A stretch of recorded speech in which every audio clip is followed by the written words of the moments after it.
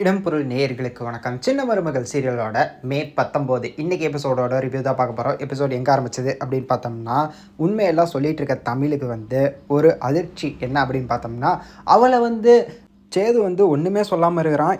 ஏன் இப்படி பண்ண அப்படிங்கிற எந்த ஒரு கேள்வியுமே கேட்காம அவன் பாட்டுக்கு அமைதியாக நின்று பார்த்துக்கிட்டே இருக்கான். ஒரு அதிர்ச்சியில் அவன் பார்த்துட்டு இருக்கான்ருக்க, நான் பண்ணதெல்லாம் தப்பு, இந்த வீட்டில் போஸுக்கு தப்பு பண்ணான்னு எப்படி தண்டனை கொடுத்தீங்களோ அதே மாதிரி எனக்கும் தண்டனை கொடுங்க, ஒரு பிரச்சனையும் இல்லை அப்படிங்கிற மாதிரி சொல்லி அவள் தண்டனை வாங்கிக்கிறா அப்படின்றக்க அவளே முடிவு பண்ணி கிளம்பிட்டா. நான் அந்த வீட்டை விட்டு கிளம்புறேன் அப்படிங்கிற மாதிரி கிளம்புறா.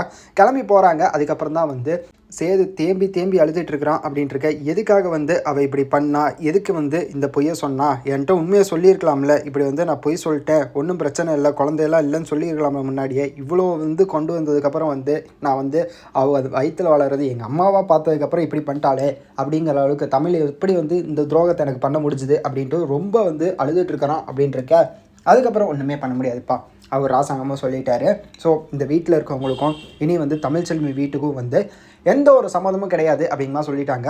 வீட்டுக்குள்ளே ஆல்ரெடி தாமரையும் அவங்க அம்மா சாவித்திரி இருக்கிறாங்கன்ட்டு மாமா எதுக்கு அழுவுறீங்க அப்படிங்கிற மாதிரிலாம் பதறிட்டு இருக்கா. அவள் ஏண்டி அந்த சாக்கில் நீ உள்ள வர பார்க்குறியா அப்படிங்கிற மாதிரி தான் இருந்தது.